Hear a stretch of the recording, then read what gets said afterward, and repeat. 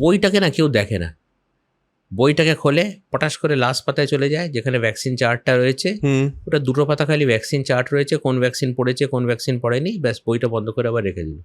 ঠিক আছে, ওটা খুব মোটা বই কিন্তু ওটা। আচ্ছা, ওই বইটা কিন্তু প্রত্যেকটা পাতায় কিন্তু পুরো ডেভেলপমেন্ট রয়েছে, তাতে কিন্তু দেয়া থাকে যে একটা ওপরের পাতায় রয়েছে কি কি হওয়া উচিত এই বয়সে, কি কি আপনার বাচ্চা করছে, পুরো ছবি এঁকে এঁকে দেখানো থাকে। আচ্ছা, যে 6 সপ্তাহে একটা বাচ্চা হাসা উচিত, সোশ্যাল স্মাইল, আপনি ওর দিকে তাকিয়ে হাসলেও আপনার দিকে তাকিয়ে হাসবে।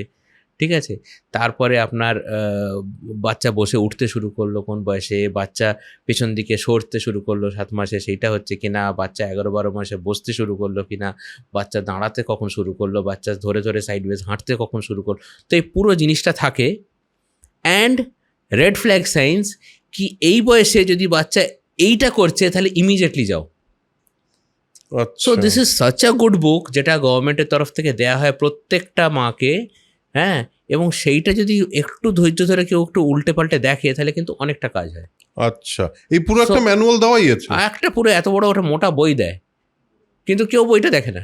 বইটা সমানে যেই খোলে ফার্স্টেই যেটা করে যে লাস্ট পাতাটায় চলে যায়, লাস্ট পাতাটায় ভ্যাকসিনের চার্টটা থাকে, ওই ভ্যাকসিনগুলোকে দিল আবার বন্ধ করে রেখে দিল।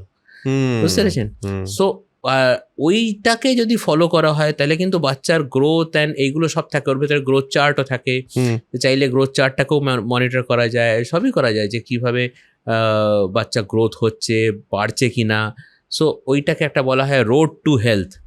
রোড টু হেলথ মানে আমার যদি বাচ্চার যা লেভেল থাকা উচিত তার থেকে যদি বেশি থাকে তাহলেও আনহেলদি, আমার বাচ্চা যা থাকার কথা তার থেকে যদি কম থাকে তাহলেও আনহেলদি। আচ্ছা, সো ওই রোডের ভেতরে যদি থাকে মাই বেবি ইজ হেলদি।